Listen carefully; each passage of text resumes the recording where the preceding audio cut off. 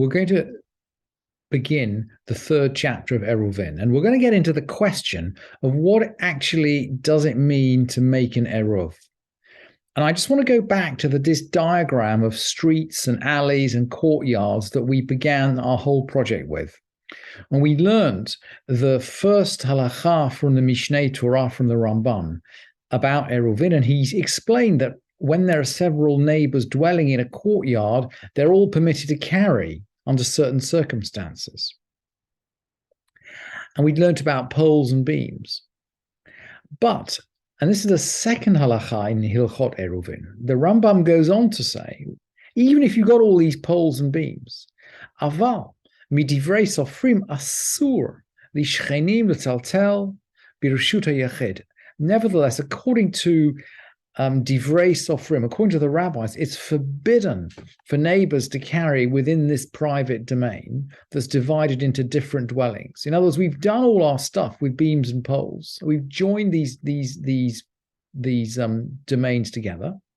It's forbidden to carry unless all of the inhabitants join together in an eruv before Shabbat begins.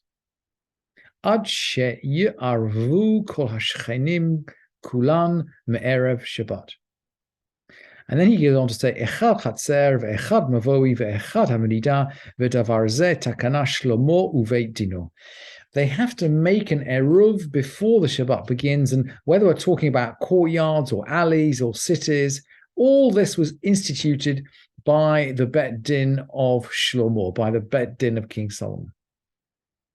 So we need, in order to make this stuff work, to allow us to carry in these common areas, we not only need to fence them off or string them off or put in poles or posts or beams, but we need to make an eruv.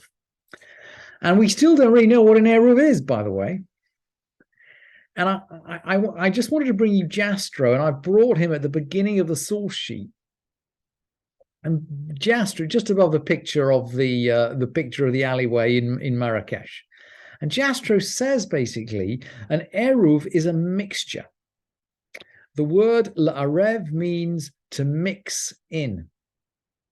And essentially what we're doing now, and it can mean, for example, to mix different kinds of wine or to mix water and wine. But essentially what we're doing with eruv is we are mixing private domains. That's really what we're doing. We're diluting ownership in some way. And we're going to do that symbolically by sharing food. We're going to take, everybody's going to contribute some food, and we're going to put it somewhere in the common space. And actually that food is called the eruv. And actually we make an eruv,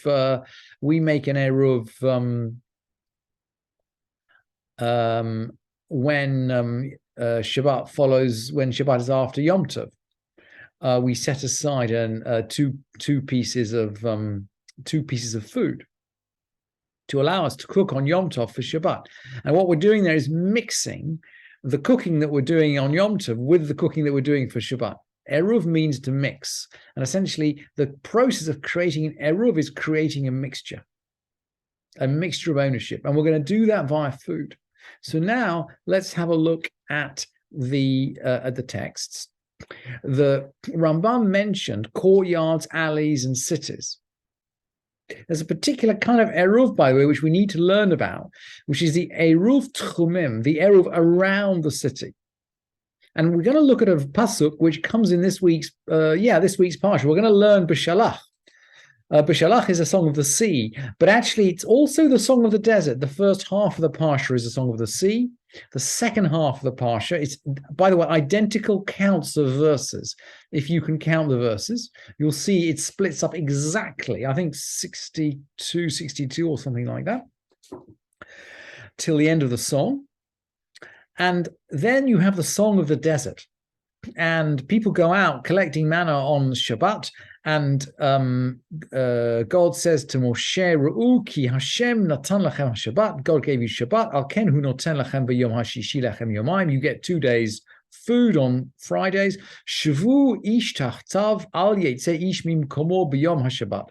Everybody should remain in place. Nobody should leave their place on the seventh day.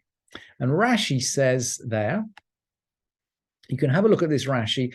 One of my teachers used to say there was a special mitzvah in learning a verse from that week's parsha in the Gemara. That's why I just wanted to bring you this verse today. Rashi says, let no man go out of his place. Al yetze ish mimkomo. These are the 2,000 amot of the Shabbat limit. On Shabbat, we can't go more than 2,000 amot outside the city limits. We're not very conscious of this in Washington or in London because the city's so large. You'd have to go an amazing distance just to get to the city limit. It's more of an issue if you live in a little village. But so we are going to deal now with food for 3 kinds of eruvim. An eruv chatzerot, that's for courtyards, for neighbors sharing a courtyard. Shituf, those are for alleys. When we make an eruv in the alleyway, we saw that, remember the picture of the alleyway? The alleyway's in the middle. When we make an eruv in an alleyway, it's called a shituf. Shituf means partnership. And then when we make an eruv to extend the 2,000 amot boundary, it's going to be called an eruv tchumim. So that's the terminology that we need in order. Apologies for this long introduction, in order to learn this 3rd chapter. We've got it in our heads, let's get going. And these are all on the source sheet, by the way, so you can just revise these back very gently. So, bakol, ma'arvin umishtatfin. You can make an eruv and a shituf with anything you like. Chutz min hamayim umin hamelech. Other than water or salt. Somehow water and salt are not proper food.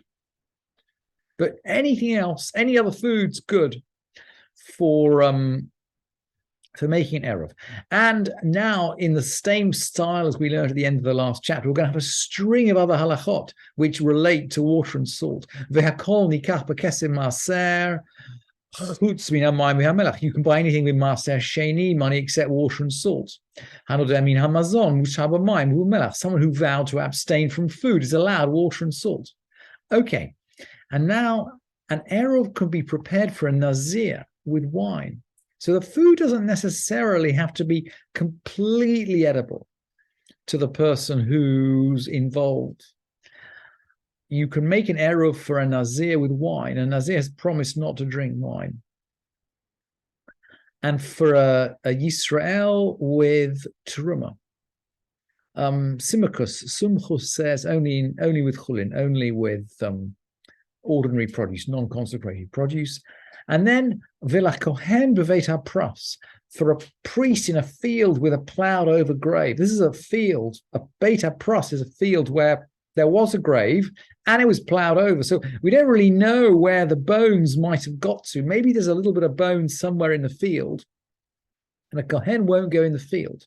So here you can see we're not talking about food which we can't eat.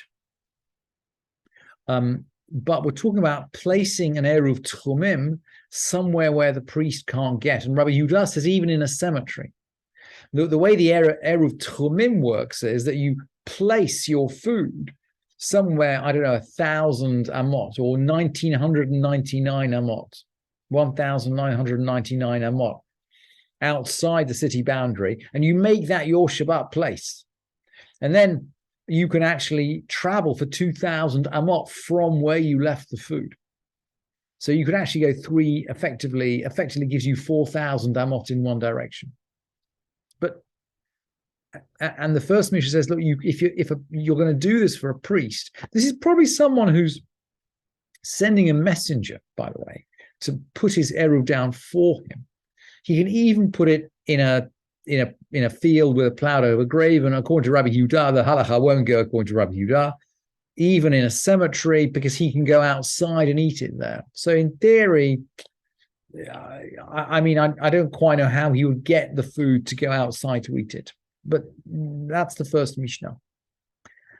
And then we're going to talk about the halachic status of the food. And we've learned some of these concepts in the tractate of Zoraim. Ma'arvin b'dmai, we can make an eruv with dmai, which is doubtfully tithed produce, which we need to take truma from, but in emergency, we can eat from. Certainly for a mitzvah, we can eat from. or with Lumaser Rishon Shenitla Trumator, first tithe from which Truma had been taken. So this is a Levi maybe who's taken his first tithe, and he's taken Truma from it. Or with second tithe that's been redeemed, and priests can make it with challah and Truma. But not with food which is completely inedible. Lo b'tevel, we can't eat the tevel at all. V'lo b'masar rishon shelo nitla truma, not with first tithe from which truma hasn't been taken. Remember, we need trumat maser taken from the first tithe. We learned that in Zeraim. Or with hekdesh shelo niftu, with consecrated food that hasn't been redeemed. And now we're going to come back, by the way. There is a poetry in these Mishnayot. So the end of the first Mishnah deals with sending an eruv out to a field. And now we're going to deal with who sends it. Someone who sends his eruv in the hands of someone who's not really responsible, a deaf mute, an imbecile, or a minor. This is someone who won't. This is not a question of mitzvah, I don't think. It's a question of not being able to set it up properly. You can't trust a deaf mute, an imbecile, or a minor. Or v'yad mi she'eino modeh ba'eruv, someone who doesn't agree with the eruv. Now, today, I mean, in London, that will be with somebody from a Haredi community who maybe follows a bet din that is different from the bet din that set up the eruv. I mean, we have an eruv in London, but some people don't use it. So maybe it's that kind of person who doesn't believe in the eruv. But Kahati suggests otherwise. This is someone who's philosophically objecting to the concept of eruv. And I want us to remember that the idea of eruv is a mitzvah which is classically rabbinic. It's not mentioned in the Torah. It's not mentioned at all in the Torah. I know there's an idea in the Gemara that Avraham kept all the mitzvot, including eruv. But it's not mentioned in Torah, and the Rambam is clear that it was set up by a bet din. He says the bet din of King Solomon. But so if you're a Samaritan, if you're a Karaite, if you're someone that doesn't believe in verbal Torah, if you're someone that doesn't believe in the rabbis, you might not believe in the concept of eruv at all. You might be philosophically opposed to eruv. And you certainly wouldn't want someone like that to be entrusted with setting your eruv up for you. These are the kind of people the Mishnah seems to be talking about.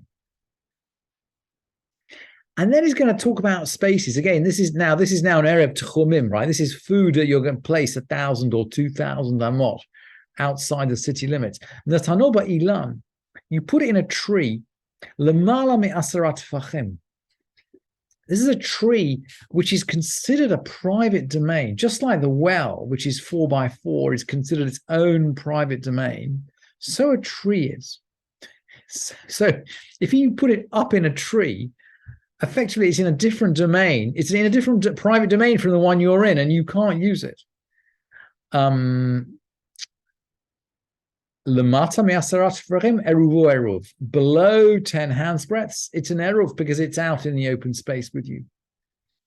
Afidu amok me'ama eruv eruv. You put it in a cistern, even 100 cubits deep, his eruv is an eruv.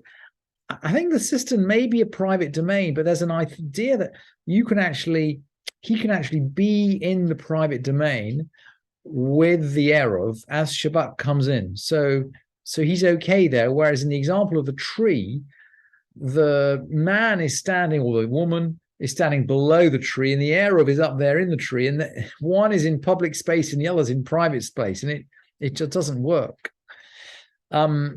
You put it on the top of a reed or on the top of a pole, Natano b'rosh hakaneh v'rosh hakundas.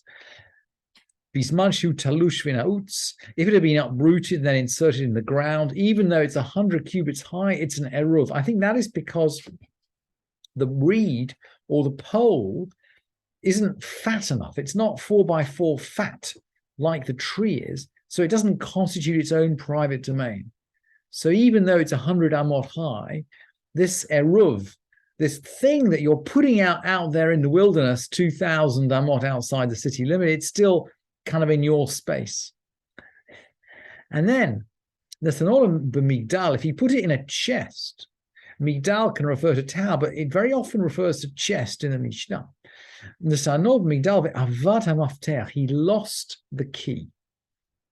So he has put his eruv out, but he doesn't, and in theory he knows where it is, but he doesn't have access to it. Hareza eruv, it is an eruv. Rabbi Eliezer says, I don't think the halacha is going to, I think the halacha never goes like Rabbi Eliezer. Rabbi Eliezer says, if he doesn't know that the key's in its place, it's not an eruv. So according to Rabbi Eliezer, if you lost the key to your eruv, you would basically lose the functionality of your eruv on Shabbat.